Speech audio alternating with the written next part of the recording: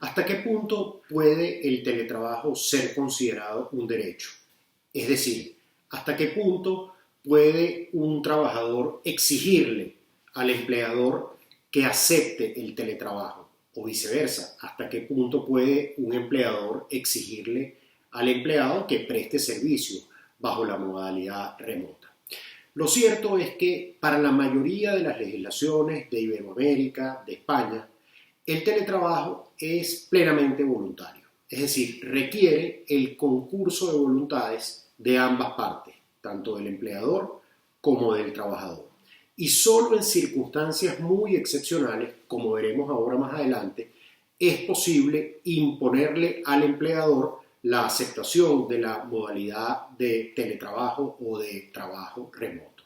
La mayor parte de las legislaciones, en consonancia con este principio de que el teletrabajo es voluntario, prevén lo que se llama la reversibilidad, es decir, que un trabajador que originalmente fue contratado para prestar servicios presencialmente y opta por la modalidad remota, puede, sujeto a algunos plazos de preaviso, puede regresar a su trabajo bajo la modalidad presencial.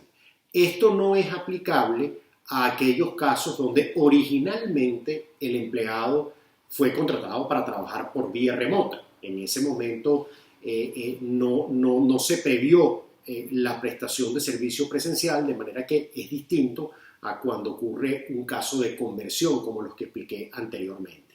También vemos que muchas legislaciones establecen ciertas preferencias. Por ejemplo, aquellas personas que están cursando estudios tienen preferencia a acceder a aquellos puestos que son por teletrabajo dentro de las empresas, o aquellas personas que en determinados momentos tienen ciertas cargas familiares de cuidado de enfermos o de discapacitados, también tienen un derecho a acceder al teletrabajo, o por lo menos más que un derecho, una preferencia. Excepcionalmente, sin embargo, vemos que el teletrabajo pasa a ser un derecho, y fue así durante la pandemia, donde existía una preferencia del teletrabajo, por supuesto, en aquellas actividades susceptibles de teletrabajo. Y una de las excepciones es precisamente la contenida en todos los decretos de alarma, que, como digo, daban preferencia al teletrabajo, y entonces básicamente allí tanto el empresario como el trabajador se veían obligados a aceptar que el trabajo se prestara por vía remota como una medida sanitaria excepcional. Superada la pandemia, volvemos al régimen ordinario, donde el empleado no le puede imponer al empleador el trabajo remoto. Hay otras excepciones en algunas legislaciones derivadas de lo que es la conciliación de la vida laboral y familiar. Hemos visto casos, por ejemplo, en la jurisprudencia española, donde una fisioterapeuta, que por definición es un trabajo bastante presencial, logró que un juez le concediera 30 minutos al día de teletrabajo para poder buscar a su hijo menor de 12 años en el colegio. En esos 30 minutos ella hacía trabajo desde su casa relacionado con todo lo que era el procesamiento de las historias médicas de los pacientes.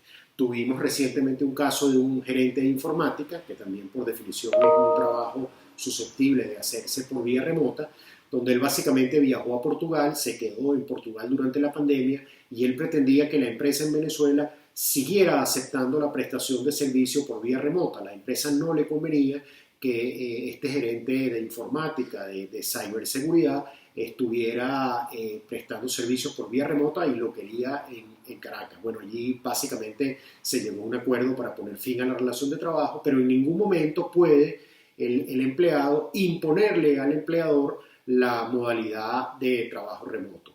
Es al empleador al que le corresponde, en el marco de los poderes de dirección de su empresa, de autonomía empresarial, de libertad de empresa, organizar las modalidades de trabajo de la forma que lo estime más conveniente para alcanzar los objetivos de la empresa, sea una modalidad totalmente remota, una modalidad puramente presencial o una modalidad híbrida, que, como dijimos anteriormente, es la que predomina en el mundo hoy en día, ya superada la pandemia.